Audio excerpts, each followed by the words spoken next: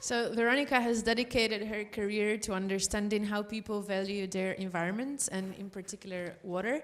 And most recently she has been busy working with the United Nations and looking into human, non-human relations in river catchments, and now recently has embarked on writing a text on mythological water beings. So please welcome Veronica Strang.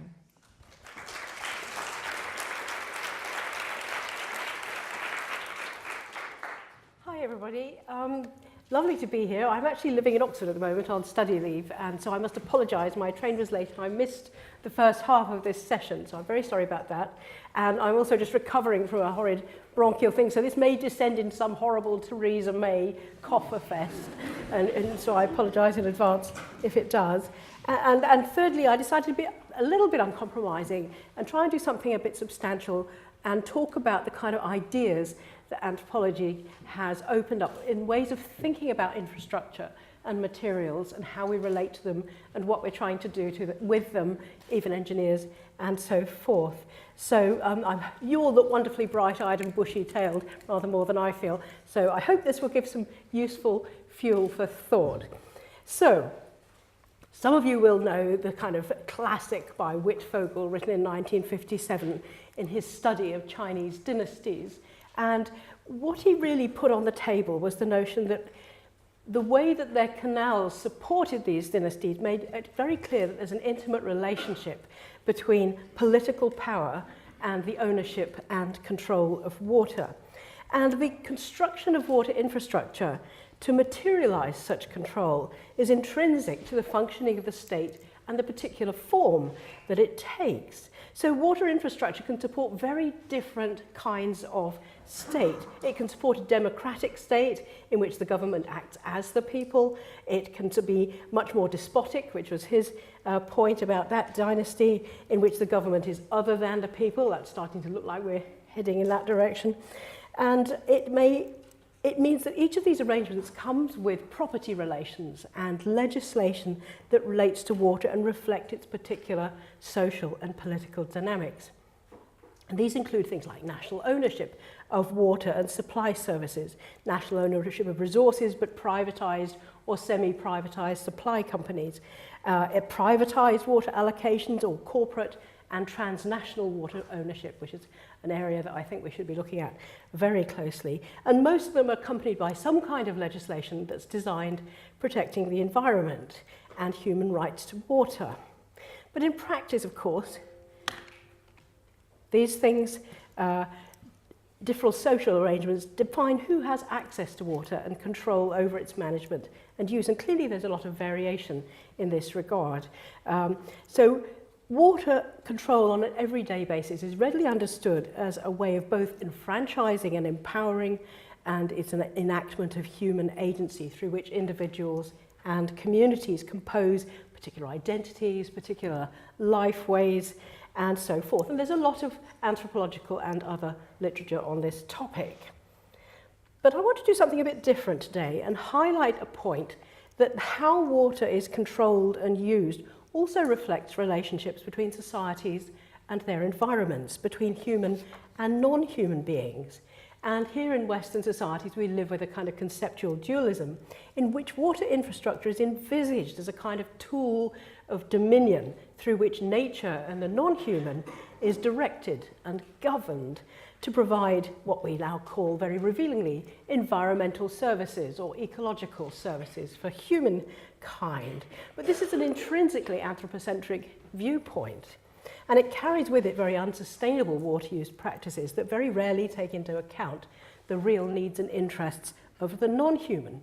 So what we're seeing is the massive overuse of fresh water globally and the externalization of costs, not just to less powerful human communities, as Tanya was talking about a little, but to the non-human beings whose habitats are destroyed in consequence and who are therefore facing unprecedented levels of anthropogenically caused rates of extinction. So this paper considers water infrastructure through a slightly different lens. It takes a non-anthropological approach, and it considers how societies or states might be composed in ways that, within accord with concepts of ecological justice, provide not only social justice to humans, but extend notions of rights and interests to the non-human communities. And it suggests that the key to doing so is replacing assumptions of paternalistic dominion over nature and the water infrastructure that maintains those kinds of ideas with a more egalitarian theoretical perspective that seeks a reciprocal partnership with other living kinds and the material world on which we all depend. So this is a suggestion for a very paradigmatic shift in the positionality through which we think about water infrastructural and so forth. So starting from a non-anthropocentric position requires us to consider the agency and the agentic capacities of the non-human. And this isn't so difficult when it comes to non-human living kinds. There's a lovely anthropological literature on human-animal relations that has opened this up wonderfully into species ethnographies, our relationships with pets and domesticated species, and so forth. And so we have these lovely imaginative leaps into the life worlds of non-human beings and even microbial organisms and fungi and how they interact with each other and with us. But understanding our interactions with materials and objects as a dynamic relationship in which these also have a form of agency is a bit more challenging. It leads to anxieties that we're somehow indulging in faux animism and ideas about a sentient world, and I want to be clear that this is not where we're going. There's lots of debates about whether agency requires consciousness and intentionality, but I'm not going to revisit that very lengthy debate. What I want to focus on instead is what the materials do, what they mean, and think about how this might help us understand water infrastructure in a slightly different way. So I'm going to run through a few anthropological ideas to approaching the capacities of material things to act upon the world. And there's several broad areas, and they're not incompatible at all, but they just come from different areas of our rather vast discipline. So we might look at some of the early roots into environmental determinism, in which it was supposed that human societies, economic and social practices were formed by particular environmental constraints and opportunities. Now we've moved on a long way from that, and it's often forgotten in current debates about human environmental relations, but I think we'd all agree, while it was overly deterministic, it did acknowledge that the environment isn't just a passive object on which human societies can act, but in fact provides a set of active pressures which do place constraints and opportunities on human behaviour. But because it tended to be focused on pre-industrial societies, it didn't really carry forward into the ethnography of larger societies. And it may also have been with an implicit assumption that with industrial development, that was all over, societies have just ceased to be subject to the vagaries of their material environments. Now, more contemporary and sophisticated insights into the power of material objects has come, not surprisingly, from our anthropologists who deal with art and material culture. So we have wonderful writers such as Alfred Gell, Howard Morphy, Chris Tilley, Barbara Bender, and they have looked at the way how things serve to materialize, express, and critically, in thinking about infrastructure, to extend societal beliefs and values into the world over time and space. And that work acknowledges that this is a recursive relationship, that as well as bringing ideas into physical form, material things have their own agentive effects back on us. So Howard Morphy looks at the capacities of Aboriginal artworks to act on the observer, and Gell's work on Garwan canoes considers how they have to have an effect. And Gell makes a very useful point when it comes to thinking about infrastructure, and in thinking about material objects as a kind of prosthetic extension of the human mind and body. This isn't difficult to understand. If you think about a spade as a kind of bigger, stronger hand, a tractor as an even bigger one, you get the sense of material objects as ways in which we extend our capacities. And he also observed how enchanting technology can be. And this is a set of ideas that's been expanded by people like Penny Harvey and so forth, and Larkin. The concept of enchantment takes us into the area of aesthetics, which is a nice little corner of anthropology, and the idea that aesthetics is a cross-cultural category. And I'm going to come back to that point because it's all about defining order. A related field is that concerned with the anthropology of the senses and phenomenological experience, in which writers such as David Howes have considered how things and environment act upon our senses. And my own research has convinced me, and hopefully one or two other people, that the intimate sensory and cognitive engagements with water that we have are hugely important in composing our relationships with this most vital element. It enables us to think with water and imagine concepts of flow and time and movement and change. And it also allows us to recognise its role in maintaining organic life. So we get this notion of it as a cross-cultural, generative, connective element. And there are several recent theoretical discussions that help us to understand water infrastructure more specifically. The first, which I touched on the outset, is concerned with relocating humans in terms of positionality, and it's led by anthropological and philosophical discussions about ethics. This critiques hierarchical arrangements of human primacy and reframes it critiques the notion of separating culture and nature in some kind of dualistic form, and it reframes us in biocultural terms, resituating humankind within ecosystems. And this work serves to remind us that human societies are not observers of, but by direct participants in ecosystemic processes. It presents us with an ethical challenge to consider more than human interests. And since that shift in position has been assisted in part by discussions about matter and its vitality, and by understanding the interaction of humans, non-humans, and materials as dynamic, or as Bennett puts it, agentic assemblages of relations. We have Latour, of course, and his nice stuff on assemblages as well. And then some of you may know Anna Tsing's nice work on friction, which notes that there are inherent tensions and frictions in these interrelationships. And of course, there are many such tensions in relation to water, and some particularly useful work comes from Matt Edgeworth, because it looks at the extraordinary energies and power to exert extreme forms of agency that lie in rivers and floods and tsunamis, and just in the sort of everyday interactions that water has. And here's what he has to say about it. Rivers are interesting because they not only comprise materials in the form of water or mud or biological inhabitants of riverine environments, they're characterized by an energy that is derived partly from the sun, partly from the gravitational pull of the earth, and which together power the hydrological cycle, with tidal stretches of rivers also subject to the influence of lunar gravitation. Put your hand into a river or immerse any part of your body, and you can feel these cosmic and planetary forces at work in the form of the flow or current of water. Put a dam or other artificial structure across the river, or modify the channel in some way, and you actively impose human projects and designs onto the supposedly natural cycle. Put a water wheel or turbine or other kind of energy winning device, and you can turn the flowing energy towards some practical task or end. It's more than merely the materiality of the river itself that we're dealing with here. It's human agency and the relationship between human and material, however fluid these may be. It's also the flow or energy of the river itself. And now Edgeworth's an archaeologist, in fact, and he has charted very long-term relationships with rivers, and he says a typical scenario is as follows. People make some material intervention in the river. This leads to an unexpected river response, which in turn requires some human reaction, which results in further unexpected river responses, and so on. Both human and non-human participants get drawn into a dynamic entanglement or enmeshment with another, almost a kind of wrestle.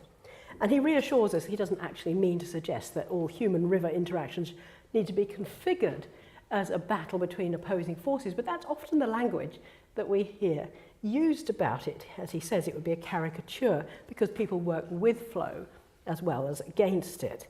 But I've quoted him at length because this provides us with a very useful way to think the material relations represented by water infrastructure. As I said, this has a key role in enacting beliefs and values in different kinds of statehoods, and it lends itself readily to the kind of STS analysis of material culture. But what I want to highlight also is that infrastructure is being considered as the most fundamental ordering mechanisms of societies in their engagements with environments. And of course, if we're going to focus on concepts of order, then we must surely recall Mary Douglas's classic writing on pollution, which famously notes that dirt is matter out of place. And it establishes the idea that pollution is intrinsically a concept of order and disorder. And in my own research on flooding, it's become very clear that the deep anxieties created by water pollution, particularly when this involves the toxic dead matter of sewage, is a fundamental affront to ideas about what constitutes an orderly world. And so we start to get down to what we're trying to do with infrastructure, which is to create a world of order. It's absolutely fundamental that it's concerned with controlling and directing water so that where it's meant to be, reliably, in the right quantity, at the right time, and doesn't jump out of control. So in contemporary societies, for the most part, visions of order assume very high levels of hydrological control, that water will arrive in sparklingly clean, potable form at the domestic tap 24 hours a day, that there will be sufficient to irrigate crops and supply industry, even in arid areas, and we see a lot of efforts to green the desert and create a different kind of order. And floodwaters will not be allowed to encroach into urban areas or, worst of all, into domestic spaces. So this comes through very strongly. As Edgeworth says, human relations with water are indeed a kind of wrestle, which might mean working with its natural properties and processes, or it might mean overriding these. And there's a very wide spectrum of possibilities, which may be seen in different cultural and historical contexts. So, for example, we might look at some very low-key forms of water management, such as practiced by indigenous hunter-gatherers in Australia, or which is just small fish traps and weirs. We might look at these taro gardens in traditional horticultural societies in the Pacific. And there's just very small channels directing water flows to go through their taro gardens. Or we might go right to the other end of the scale and think about the kind of large dams and so forth, which are meant to really quite radically redirect water.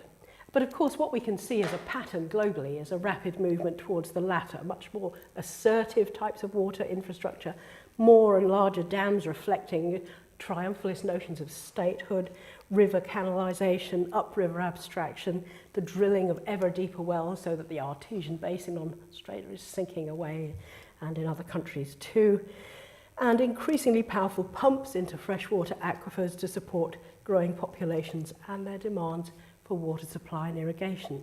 And we've got some really major jumps in demand in that area. So this has redirected normal ecosystem flows really substantially into meeting human needs and interests and ensuring that these are met over time, because that's what they're for. They're to perpetuate this order over time. So when we get this to the fore, we get a view of infrastructure as an interface through which, as Penny Harvey puts it, the modern world is engineered to meet desires for material stability, in the same way that structuring mechanisms such as religious beliefs, traditional practices, institutions of government seek to maintain social and cultural continuity. Infrastructure is meant to materialize this and create social stability by governing and regulating water. And the conceptual language of water infrastructure is particularly interesting because it promotes a set of related aims. So it's very laden with managerial terms: direction, governance, control, regulation, stability, continuity, containment. And to achieve these aims, it must be composed of materials that can do these things effectively and behave in these ways. So traditionally, the materials that are used are those that really do kind of stand for stability: rock, stone, compacted earth, hardwoods and clay. And these have required societies to acquire to get particular skills, such as cutting and transporting heavy materials, devising forms of sealed surfaces that will contain and direct water in particular ways. And the use of such materials has spurred a host of related technologies and skills. So for example, here in the UK, if you look back historically, you can see how the centrality of medieval monasteries was about controlling and dispersing water to their communities, and that encouraged the development of stonemasonry skills, the building of canals to move stone around, the development of robust vessels to transport stone, and if we go to the lovely terraces provided by Steve Lansing in Bali, we look at how they developed unparalleled skills in terracing the land, and then they had the priest providing social and religious leadership in the water temples, and they were simultaneously required to become very skilled hydrologists. And then if we go back to Penny Harvey's work on the Inca Empire, you can see some extraordinary stonemasonry skills that it fostered. But as she also observes, in her more recent study of transport infrastructure in Peru, a radical shift in engineering occurred with the development of steel and concrete. And these are really interesting materials in terms of their agency, because they both extract from the environment highly stable and durable materials, iron and stone, but then by respectively heating and crushing them and mixing them with binding substances, they transform them into fluids, and then they provide combinatory materials that can be moulded into more or less any form at all.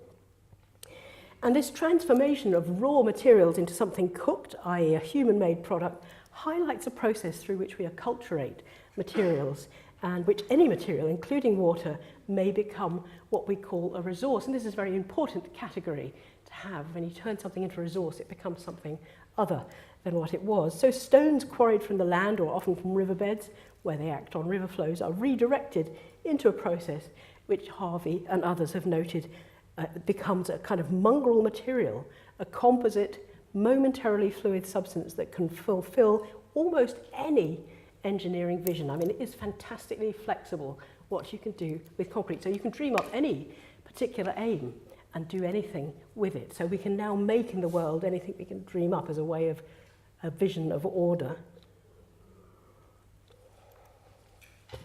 So that means that this taming of stone and iron has radically expanded the possibilities, not just in architecture, but in water infrastructure crucial to its viability. And that potential for challenging and containing and ordering water has therefore made a quantum leap forward. So worldwide, there are now 57,000 plus large dams, which means dams over 15 metres, about the height of a 4-storey building, and about 300 major dams, which are over 150 metres in height and have truly immense reservoirs. And the weight in water in these are so great that they have sparked seismic movements, sometimes resulting in their own destruction. For the most part, they do hold water more or less successfully, and this has radically altered related agricultural and land use practices and hugely expanded farmers' capacities to irrigate, and of course producing hydroelectric energy to support major conurbations and industrial activities. So we might consider this, which is one of the first concrete dams, the Hoover Dam on the Colorado River. It was started in 1931, completed in 35, 726 feet in height. It was for a number of years the largest dam in the world, and the hydroelectric power supplied over 1.3 million homes and stores with enough energy to irrigate 2 million acres of land. So it's an enormous enterprise. It required 45 million pounds of reinforcing steel and 6.6 million tons of concrete. And that's enough to build 3,000 miles of road, which would run right across the United States.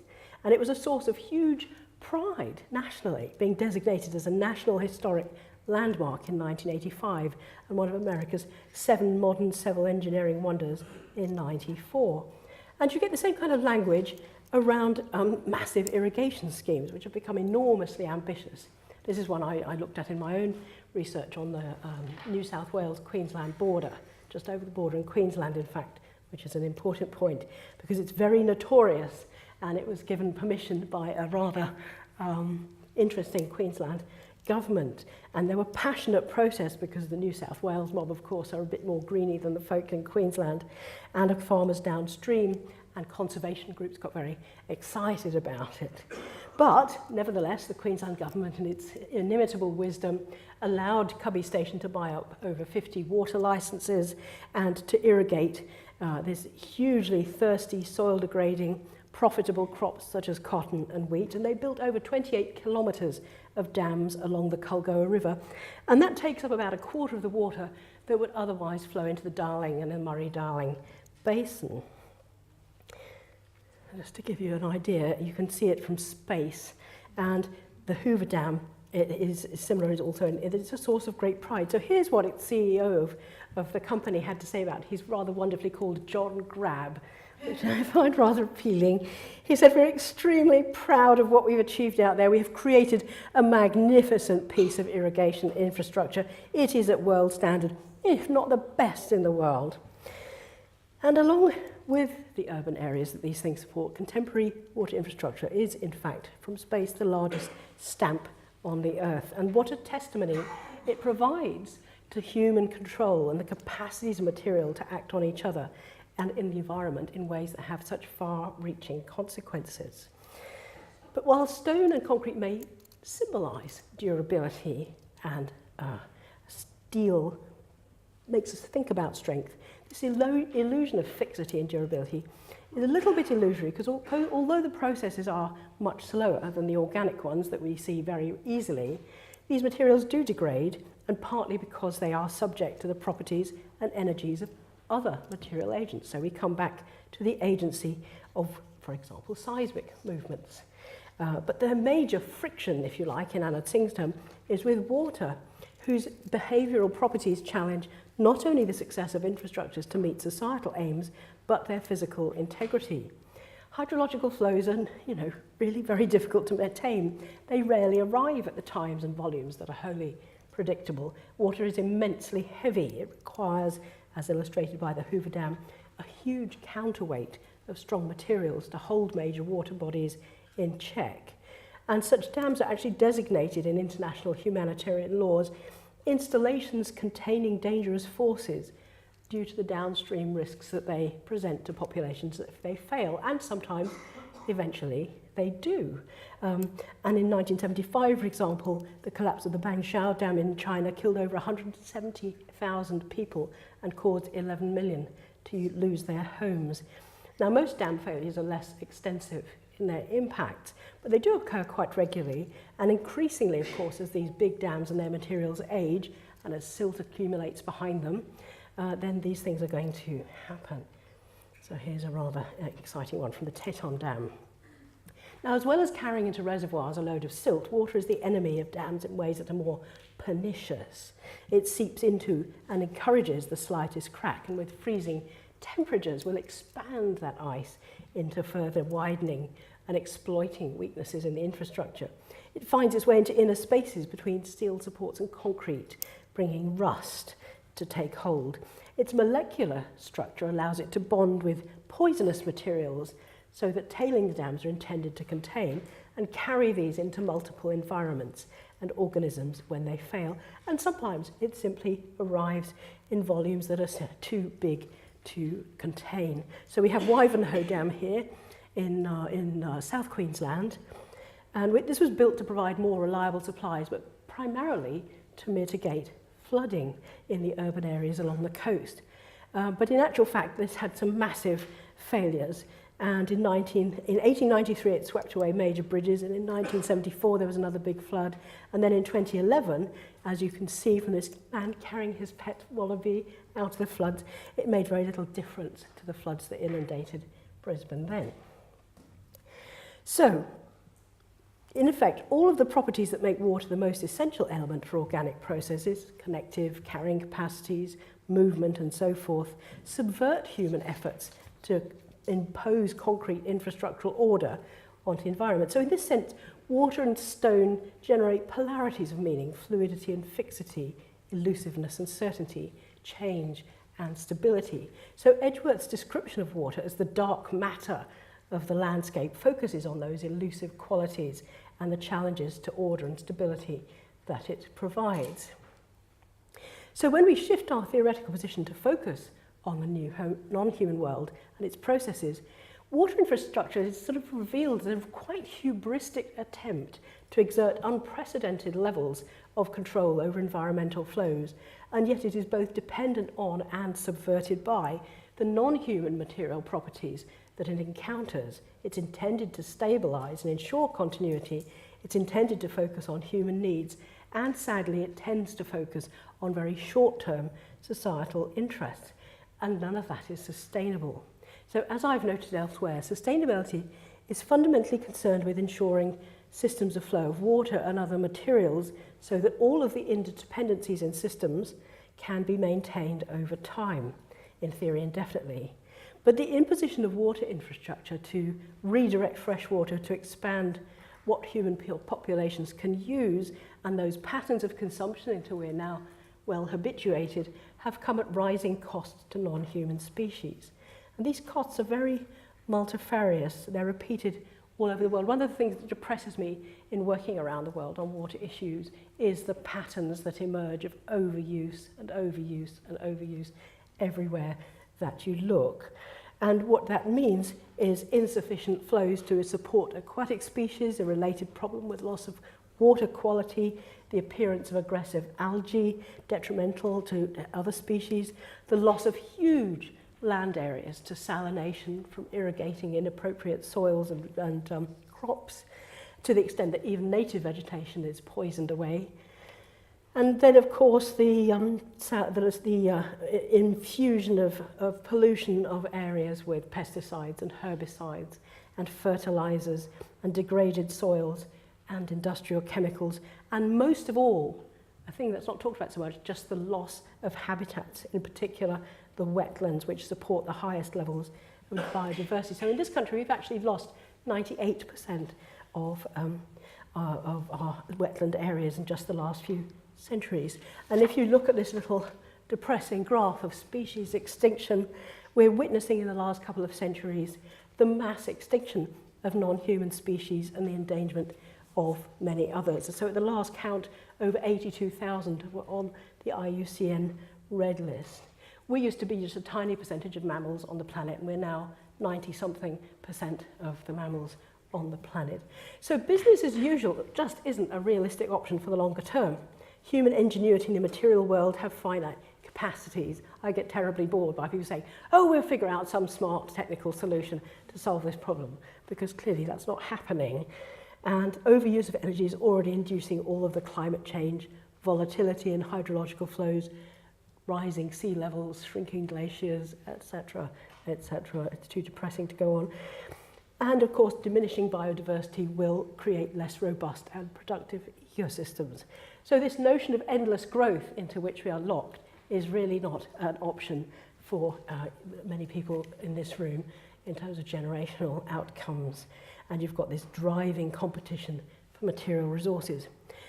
So we need to think about infrastructure in terms of the difference between those aimed at meeting visions of order and stability that are focused on short-term, human-centred objectives and immediate economic growth to support larger human populations and rising levels of affluence, and those which aim for longer-term sustainability and which includes viable levels of flows for non-human species. And that returns us to the ethical issue that I raised at the beginning, the need for a less anthropocentric approach to infrastructure. So what would that look like? We need to pay attention to the relationship between notions of order that they're trying to materialize and ethics. Visions of order are not necessarily benign or ethical. Consider those of other repressive regimes. Ethics produces a moral judgment into ideas about order, proposing that the right and orderly thing has to be orderly in terms of justice for all. And therefore that includes not erasing other species and their habitats by giving total primacy to human needs and interests, not assuming that the environment is there merely to provide environmental services for us. Now, it might be a little useful here, although it may seem odd, to take a detour into ideas about aesthetics. If we accept Morphy's point that aesthetics is basically a notion of what is right and orderly, this suggests that infrastructural systems must have their own aesthetic notion, both in their physical form and the extent to which they support orderly processes.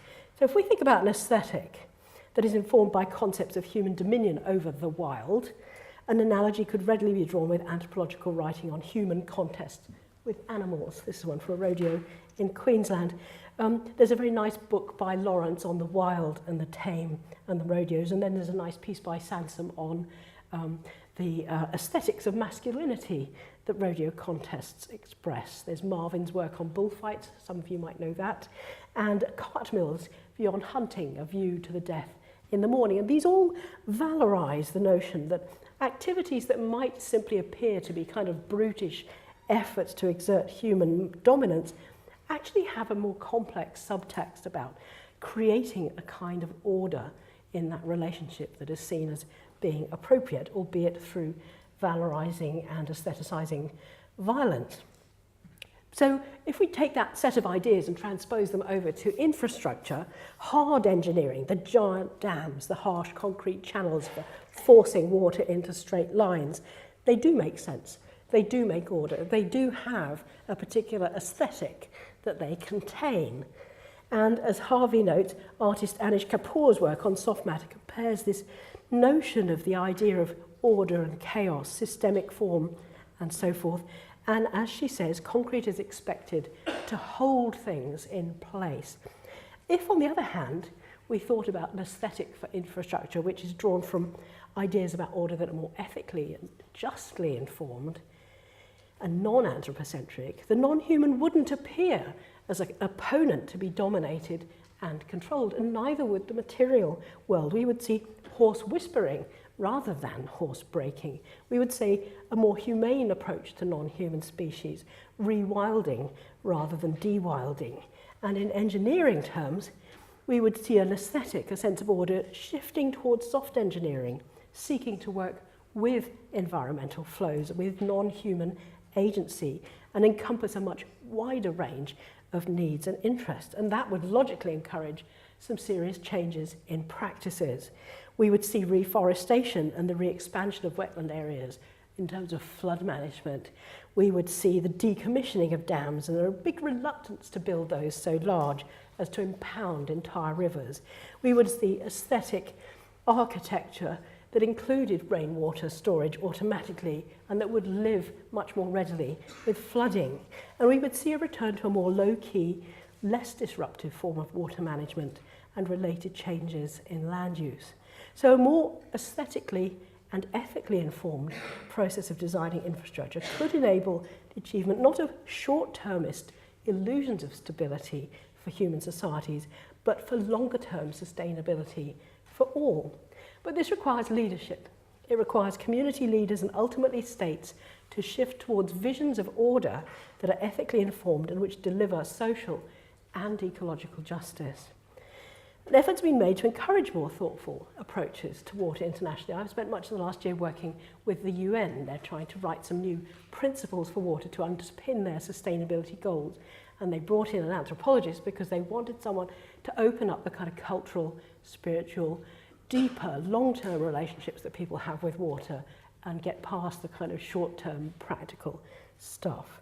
And so we're trying to sustain, to create ways of encouraging heads of state to encourage more sustainable kinds of infrastructural development, more sustainable water use practices and infrastructure. And this is part of a rising tide of counter-movements of people who have shared concerns about human and non-human rights. And the major challenge really in some ways is to get these kind of top-level policy thinking to meet those counter-movements rising up from the grassroots, somehow to get them to meet in the middle and encourage changes at the heart of the matter, which brings me to my final point, which is that, of course, researchers and practitioners like yourselves, like ourselves, whose work is closely concerned with infrastructure and how it is thought about, what it's trying to do as it's developed, have a very crucial role to play. And that, of course, is why the world does need some anthropologists. Thank you.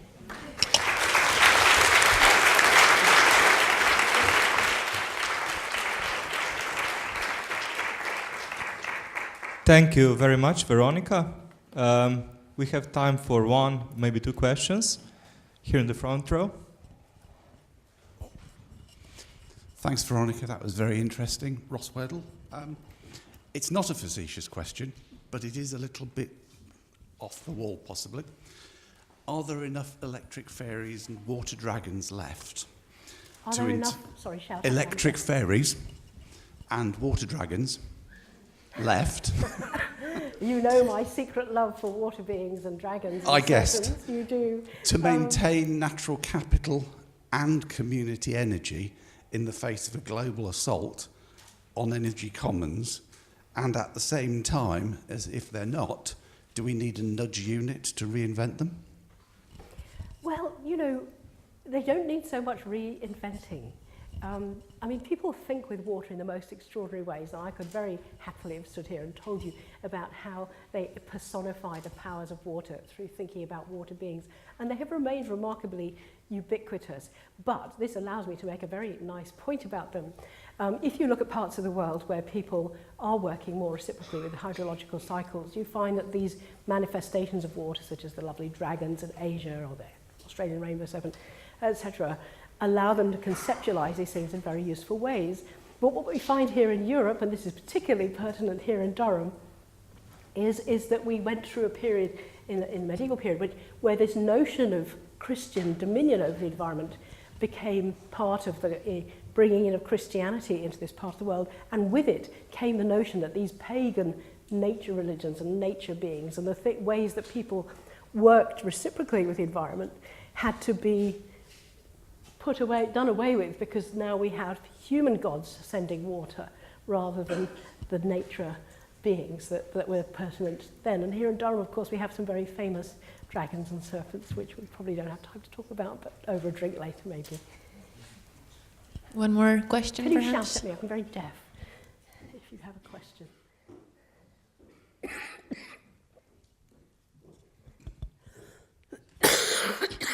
I mean, from your slides, I mean, sort of most of those were sort of grand designs, which are politically the direction which most people or most governments take. And your last slide was also interesting. It showed sort of interventions at a human local level. How can you get the political message that actually we don't have to be building these grand designs which are named before presidents and whatever, but to look at infrastructures which are actually serving the community at a local level? It's very difficult, I think, to make that transition from local to policy levels. In a sense, I tend to, scale is something that runs through this whole question in a very important way. We need to think about how to have coherent movements between scales of governance and thinking, because quite often at a local level, you find that people have much more access to the kind of deeper ideas about water that make them think about long-term sustainability. And then that gets lost in a kind of managerial think tank level at a larger scale. And then it returns at this more abstract, idealistic scale in at a very large level. And how to link those things up? I think we have to look very carefully at the mechanisms of governance that connect those nested scales with each other. Think about how ideas move up and down those kinds of scales. But your point also is one in that it's very clear that one of the other things that's important about having anthropologists is hearing those local voices at that level, at those higher managerial levels, because that's where the intimate relationships with place and more long-term thinking is more valorized, I think. So there's also, I think, a very important role for anthropologists in bringing those very in-depth relationships with water and place upwards to the more powerful decision-making levels. Does that kind of answer what you... Yeah? Okay. Okay, we have to move on to the break. So thank you again, Veronica, for your very interesting speech.